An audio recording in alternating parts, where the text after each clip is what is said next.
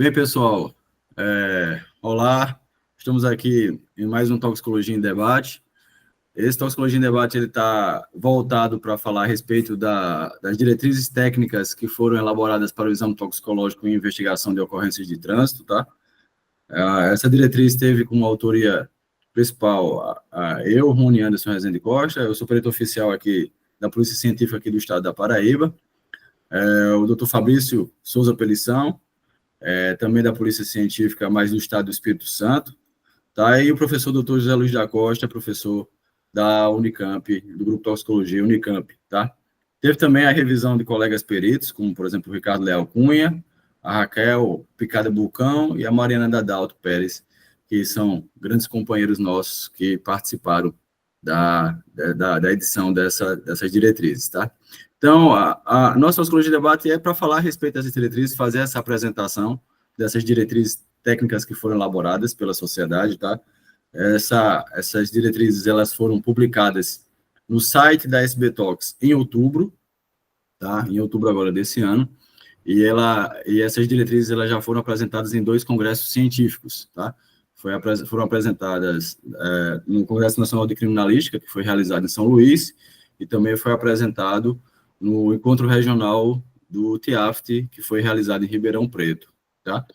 Então, a comunidade científica já teve acesso a essas diretrizes, que elas já foram, então, publicadas pela Sociedade Brasileira de Toxicologia. Então, a Sociedade Brasileira de Toxicologia, ela teve essa iniciativa de trazer a edição dessas diretrizes para tentar auxiliar, né, em termos de formulação de políticas públicas, como deveriam ser realizados esses exames toxicológicos de investigação de ocorrências de trânsito, tá? E nós tivemos, claro, diversos documentos que foram basilares para podermos, então, fazermos a edição desse documento. Claro que a inspiração, não podíamos deixar de citar, que foi uma norma que foi publicada nos Estados Unidos, a norma 120, tá, que foi publicada nos Estados Unidos, que falava justamente essa questão das investigações de ocorrência de trânsito, e lá, naquela norma, estavam direcionadas quais eram as substâncias a serem pesquisadas e quais eram os limites, né, de sensibilidade, os valores a serem pesquisados. E isso nos inspirou para iniciarmos uma discussão a respeito disso aqui na nossa sociedade, né?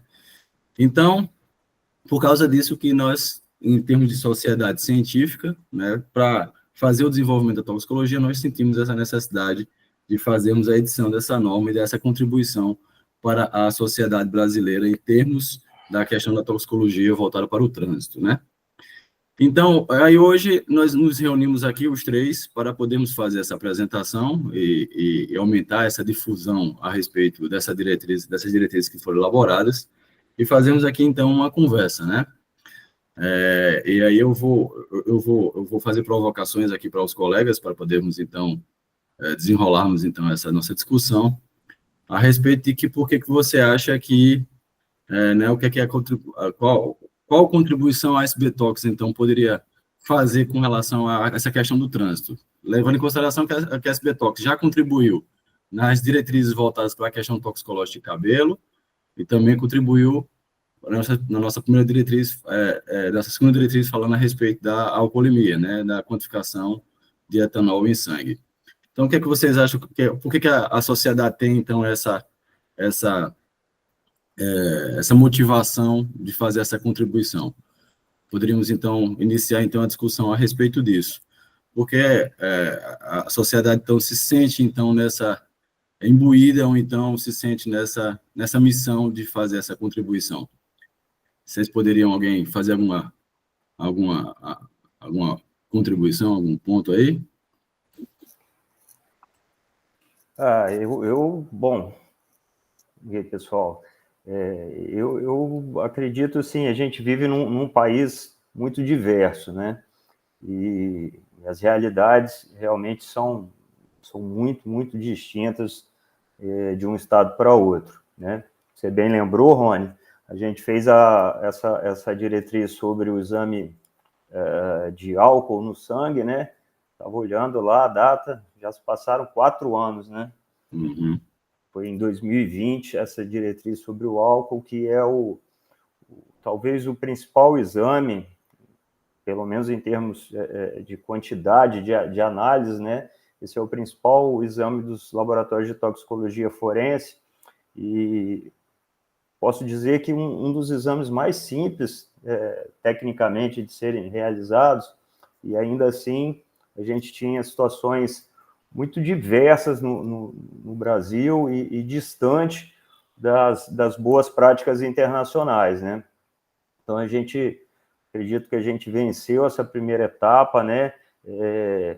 Forçou vários estados a se moverem em busca da excelência desse exame. Hoje a gente conta com um ensaio de proficiência, né? Patrocinado aí pelo Ministério da Justiça e mais laboratórios trabalhando de uma forma que a gente acredita ser correta. E esse é o principal exame porque é o mais bem definido na legislação brasileira, né? Onde você fala em concentrações, você nomina esse agente tóxico, né, que é o álcool etílico, mas, em contrapartida, em relação às drogas, é um deserto, assim, né, em termos de legislação, do que se deve pesquisar, do que do que a gente acredita de quantidade, a gente acredita não, né, já bem sedimentado na literatura internacional, em termos de quantidade de cada substância, né? Então, eu acho que esse precisa ser o papel da sociedade, de fornecer uma diretriz, né? Um norte a ser seguido, a ser perseguido. E isso a gente viu que funcionou com a alcoolemia. A gente sabia que era um passo mais largo, né? São técnicas tecnicamente mais laboriosas, mais caras também, mas indo ao encontro de uma toxicologia séria, né, de outras substâncias que interferem enormemente na capacidade de dirigir, né? Esse eu acho que era um papel realmente da sociedade fazer isso. Acho que complementando um pouco a ideia de Fabrício,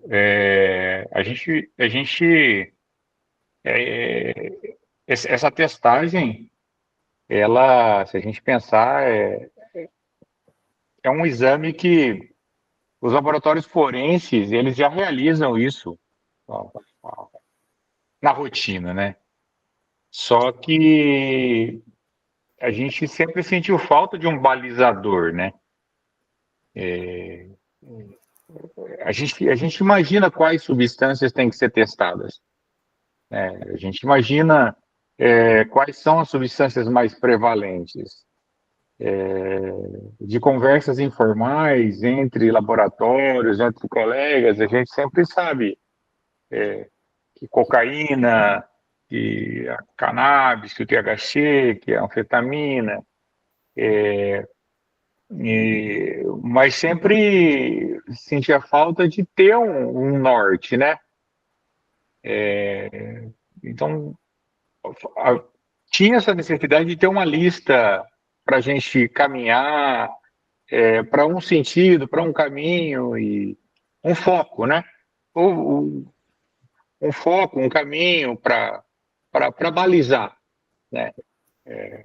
Então, assim como a diretriz de alcoolemia de 4 anos atrás ajudou a nortear um exame simples, um exame de rotina que a gente já faz nos laboratórios forenses há bastante tempo, mas assim, quando a gente colocou a diretriz de 2020, a gente viu que teve um apelo grande, muita gente foi atrás e discutiu, falou, olha só, muita gente adequou o laboratório, adequou a rotina com base naquele documento. Isso acho que foi um estímulo para que a gente disse, olha só, a SBTOX consegue contribuir mais. E esse exame, essa complementação, porque eu penso que essa diretriz de agora, ela complementa a do álcool. Ela é um complemento àquela do álcool, porque agora a gente, vamos pensar que é um escopo expandido, porque o álcool é uma das substâncias que altera a percepção da direção, né? Agora a gente tem uma lista mais expandida, que a gente agora tem outras substâncias que também têm essa expansão, essa alteração da capacidade de direção. Então, vem dessa necessidade de realmente colocar um farol, colocar um norte para os laboratórios, né? De que a gente tinha uma ideia de que lista fazer, mas agora, quem sabe, a gente tem um consenso de que quais substâncias pesquisar. Uma lista mínima, pelo menos, né? Pois é, né? A sociedade, eu penso como ela tem uma finalidade, ela não tem um viés, ela é imparcial, no sentido estrito da palavra, porque nós pensamos sempre nos critérios científicos para poder a toxicologia ser desenvolvida no Brasil. Então, a sociedade, como ela tem diversos atores de diversas instituições diferentes, nós temos da academia, nós temos da perícia, nós temos sócios que são da parte clínica, associados também que são da parte governamental, ou seja, nós temos uma pluralidade de atores que participam da sociedade. Assim também o é a diretoria. A diretoria também tem diversas pessoas de diversos segmentos diferentes. Então, você tenta com isso dar imparcialidade para que a sociedade possa, então, fazer alguns tipos de manifestações ou alguns tipos de recomendações, como são as diretrizes que nós elaboramos, né? Então, as diretrizes, elas foram elaboradas e a sociedade, ela tomou essa, vamos dizer, essa incumbência pelo perfil do que a sociedade tem de dar essa contribuição, de tentar dar esse auxílio e essa orientação. E isso pensando de forma imparcial, tanto como o Fabrício falou aí, nossa ideia era sempre tentar um balizamento de acordo com existem de boas práticas internacionais, o que os outros países fazem, o que nós podemos fazer também, né? E aí nós prezarmos, então, por essa questão dessa qualidade, ou então das boas práticas de como as análises devem ser realizadas. Isso aí nós conseguimos fazer esse desenvolvimento pensando em todos esses pilares, né? Essas bases. Né? Então, temos uma sociedade com esse ajuntamento imparcial, né? E essa pluralidade de sócios, ela tomou, então, teve, então, essa ideia e também esse papel que está sendo desempenhado, e imagino que agora, para outras áreas também vai acontecer, está atualmente uma diretriz sendo já em consulta pública para a parte também da toxicologia clínica, né? Que também já vai ser depois publicada. Então, a ideia é que a SBTox possa fazer essa contribuição para as diversas áreas da toxicologia. E só poder vocês entenderem, para poder baixar as diretrizes é muito fácil, tá? Você entra no site da sbtox.org/diretrizes, você vai ter lá o PDF, você consegue fazer o download, tá livre disso, porque nossa ideia é que seja um documento realmente público para auxiliar a nossa sociedade brasileira, tá? E temos até a intenção de fazer tradução para poder fazer uma divulgação até maior, até internacional dessas nossas diretrizes, né? E ela foi elaborada da seguinte forma, então, juntou-se essas três cabeças aqui, muito mais esses dois grandes doutores e eu somente como redator, vamos assim dizer, para podermos, então, fazer a elaboração da edição. E depois de muitas reuniões que nós realizamos, né, nós chegamos numa parte de fazer, primeiro, uma revisão, feita por 3 colegas, como eu já falei aqui nessa nossa toxicologia em debate, e depois dessa revisão por esses 3, nós fizemos a correção da revisão e submetemos isso ainda a uma consulta pública pelo site da sociedade. E essa consulta pública, ela recebeu contribuições de diversas pessoas para alguns pontos serem corrigidos, serem alterados, serem melhorados, e nós nos debruçamos novamente sobre esses pontos da consulta pública para daí chegar o texto à nossa diretoria da sociedade. Então, as etapas para poder chegar esse documento a ele realmente ser publicado, então são muitas etapas.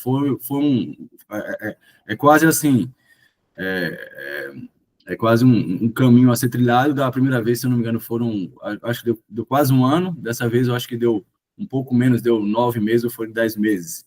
Mas são 10 meses de trabalho que nós nos debruçamos para poder conseguir no final a publicação desses documentos, né?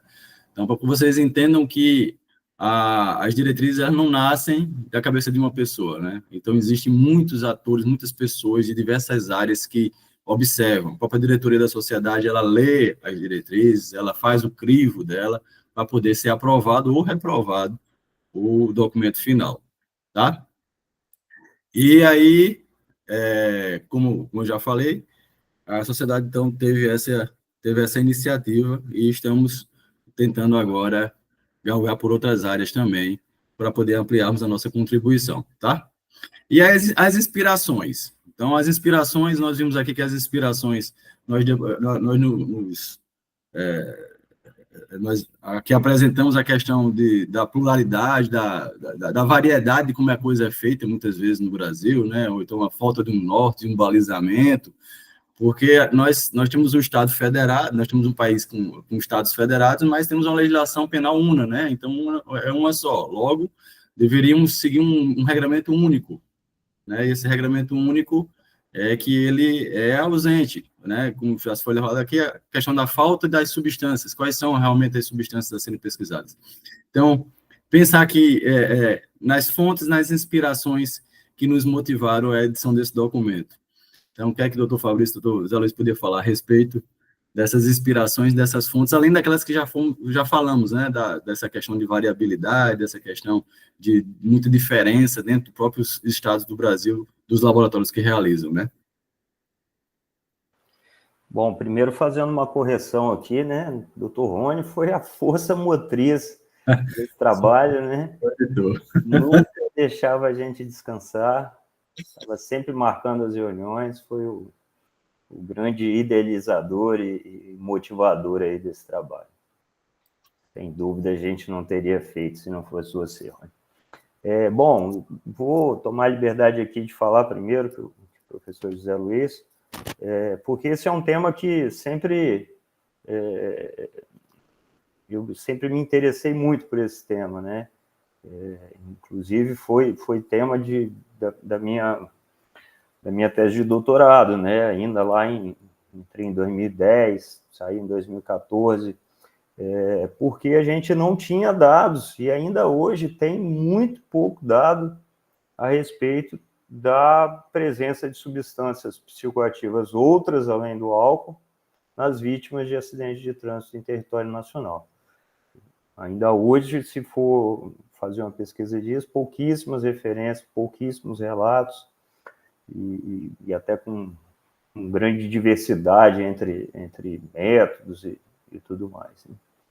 E desde muito tempo, né, a gente indo aos congressos, alguns internacionais, né, outros aqui, mas com presença de palestrantes internacionais, e eu já tive a oportunidade de falar isso para essas pessoas, né? Eu tenho como grande objetivo perseguido nessas áreas as políticas da Bélgica e da Austrália, né, no que diz respeito à segurança do trânsito, né? Então, a gente pôde ouvir os relatos dessas pessoas, de como isso foi construído nesses países, né? E para mim, eu posso dizer assim que serviu de grande incentivador, né? E que a gente precisa conseguir fazer algo minimamente semelhante, né? Porque isso impacta muitas e muitas vidas, né? Diariamente, a gente vê aí, chega agora época de fim de ano, né? Hoje eu nem tenho visto tantas campanhas mais, né? Mas já tivemos muitas campanhas, muitos alertas, especialmente nessa época de festas, tal, e muitas vidas se perdendo de maneira completamente evitável e sem incorrer em punição, né? Isso também é mais que sabido, né? Bom, Essas foram minhas referências, são minhas referências. Eu acho que o Fabrício, de novo, ele colocou muito bem as referências que a gente usa, são justamente, primeiro, a legislação, o pessoal traz a experiência da Austrália, é muito boa, como eles têm lidado com a legislação de trânsito é uma forma peculiar, uma forma bem interessante, e a forma como o pessoal da Bélgica também lida com a legislação também, mas também o pessoal da Alemanha, da Alemanha, o pessoal da Itália e da França também são legislações um tanto quanto parecidas para trânsito, tem alguma diferença ou outra com relação a limites e tolerâncias, mas são legislações que são comparáveis ali assim, que a gente consegue ter algumas comparações ali assim. Então, de modo geral,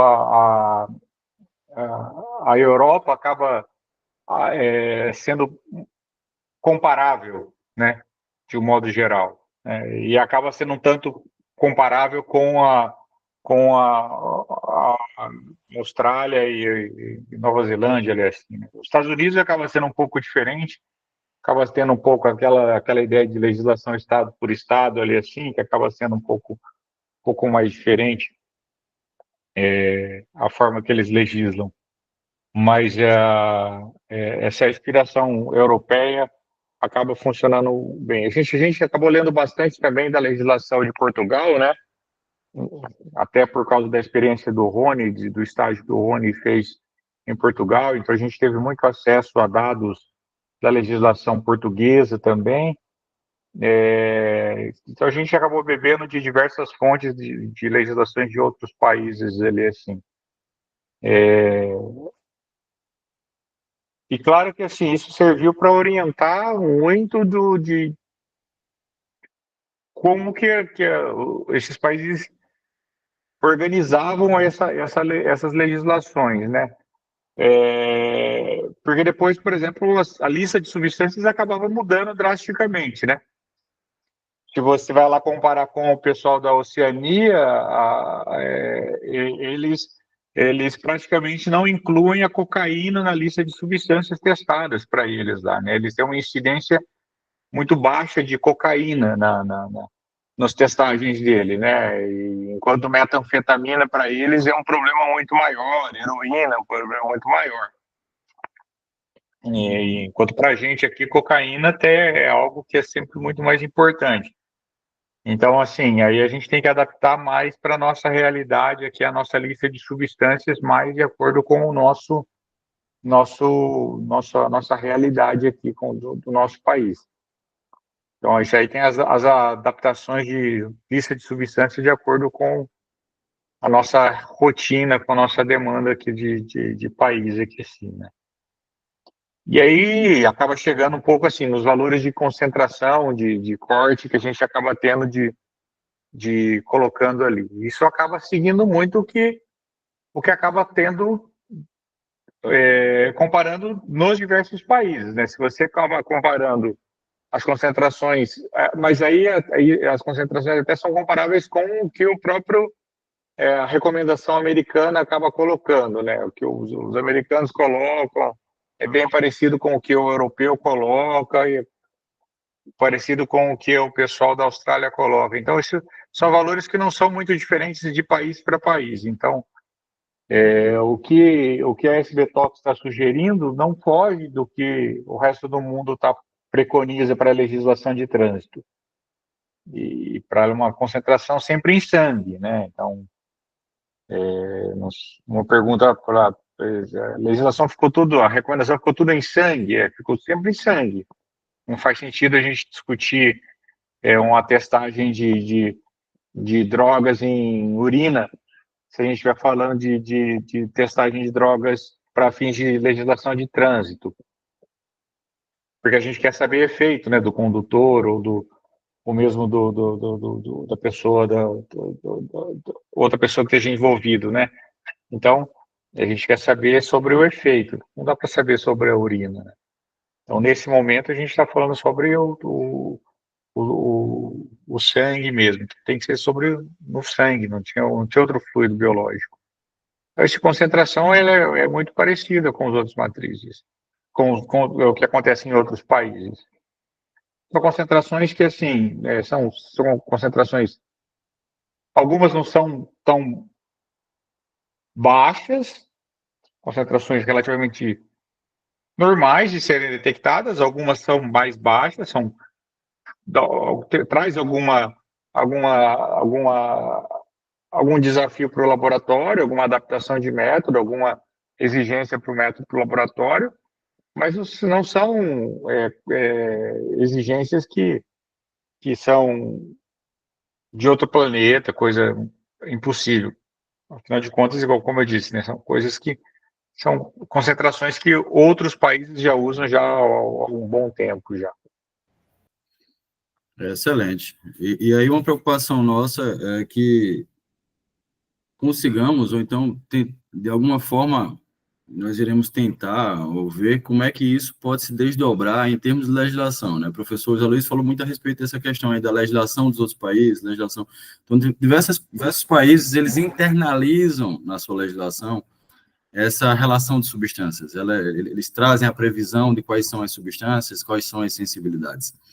Em termos de Brasil, a gente não tem isso, tanto que as diretrizes elas foram elaboradas por uma sociedade científica, a parte, né, que não tem relação com o governo, né, não tem relação, a não ser aqueles membros associados que são servidores do governo, mas não é uma entidade do governo.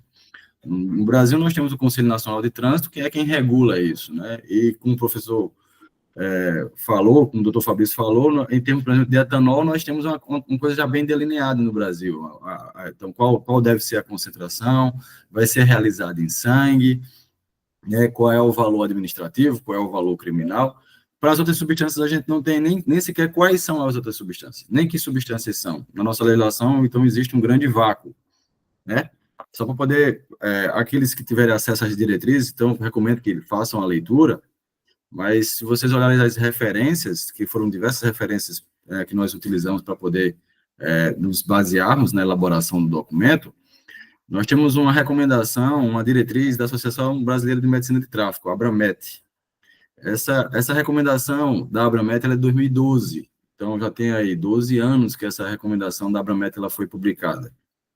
E basicamente o que a Abramet naquela época recomendava ao governo brasileiro, no caso ao Conselho Nacional de Trânsito, era basicamente a listagem que nós também recomendamos. Então, a preocupação que nós precisamos ter, acho que um ponto final da nossa conversa aqui, é se a gente vai conseguir fazer um desdobramento disso junto à nossa legislação de trânsito, para poder isso ser previsto realmente em legislação no Brasil. O que é que vocês acham?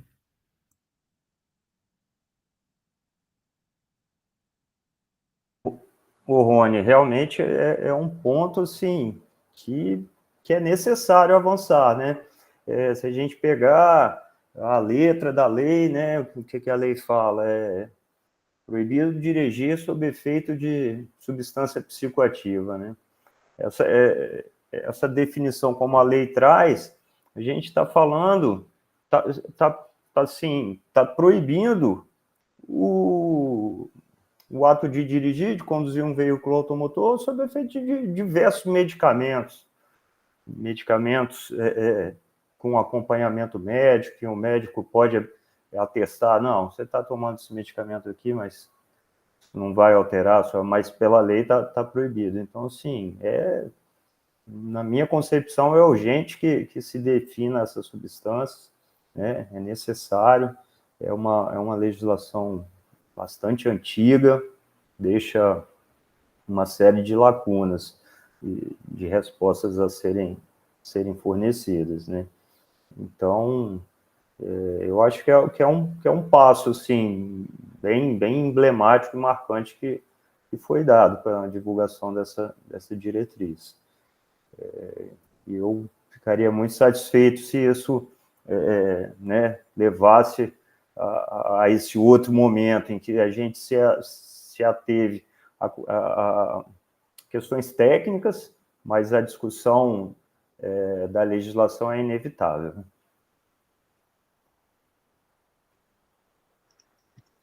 Eu acho que a SPTalks pode ter um papel muito importante nessa articulação política agora, né? Porque a parte técnica está feita, né? A diretriz, ela é um documento técnico, mas a legislação, ela exige agora todo uma movimentação política efetivamente, porque para que isso seja internalizado efetivamente como uma lei, a gente precisa realmente de uma movimentação política, e é realmente muito importante que isso aconteça. E acho que a SBTalks tem um papel importante nessa situação e pode ser um ator-chave nessa articulação. Acho que o momento é um momento propício para que a gente avance com essa pauta e tente discutir esse assunto, porque são muitas vidas que são ceifadas por causa desse assunto, né? O álcool tira muitas vidas no trânsito ainda, mas quantas vidas são tiradas com as outras substâncias psicoativas, a gente não tem essa estatística, a gente não vai ter essa estatística porque a gente não consegue ter uma base de dados uníssona entre os IMLs do Brasil, porque hoje a gente não tem padronizado esse exame ainda.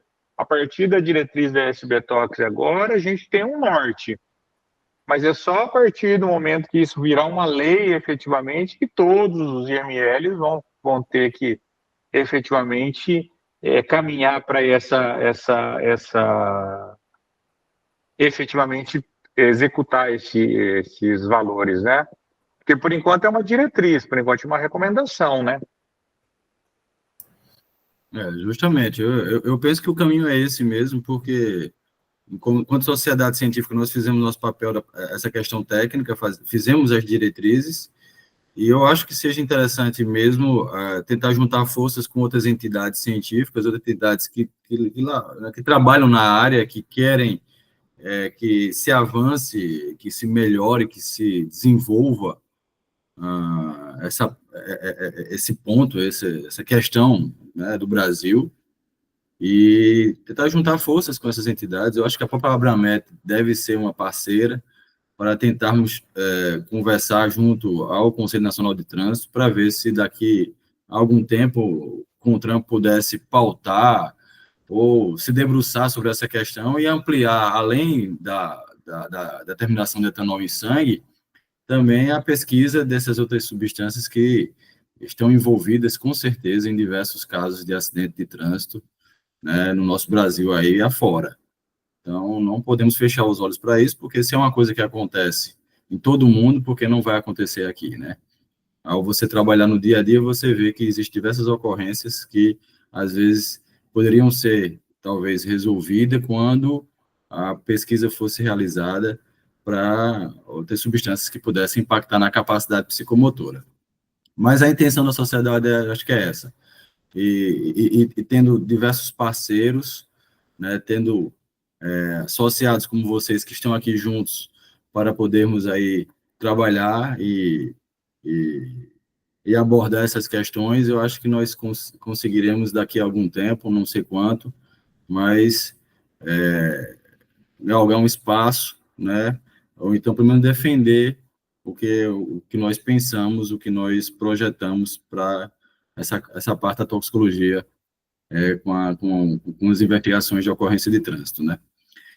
A nossa ideia desse Toxicologia em Debate era isso, pessoal, era fazer essa discussão, né, mostrar essa importância das diretrizes para vocês, mostrar alguns vamos dizer, alguns bastidores de como a coisa acontece, como a coisa ela ela se desenrola, né?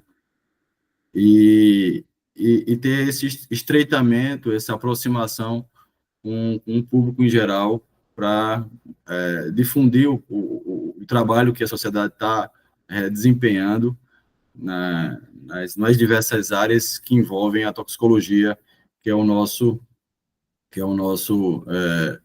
nossa ciência de trabalho, nossa ciência vamos dizer assim, de interesse, né? Então, agradeço ao doutor Fabrício pela lição, ao professor José Luiz da Costa pela participação. A gente vai encerrar aqui e deixar para vocês novamente a dica de fazer o download das diretrizes, tá? Até fazer um spoiler, que a diretriz de trânsito, que é a primeira, de cabelo, que é a primeira, ela está em atualização, daqui a pouco ela vai ser republicada, tá? E talvez, quando ela tiver essa republicação, nós tentemos fazer toda essa manifestação, ou essa movimentação para poder chegarmos ao Conselho Nacional de Trânsito, quem sabe? Vamos tentar projetar isso. E eu agradeço novamente vocês pela contribuição, pela parceria, né, pela amizade, de estarmos juntos nessas empreitadas que a vida nos coloca, né, para podermos aí tentarmos de alguma forma ajudar esse nosso povo do Brasil. Um abraço a todos, muito obrigado pela atenção e até o próximo Toxicologia em Debate. Isso aí, obrigado. Um abraço, tchau, tchau.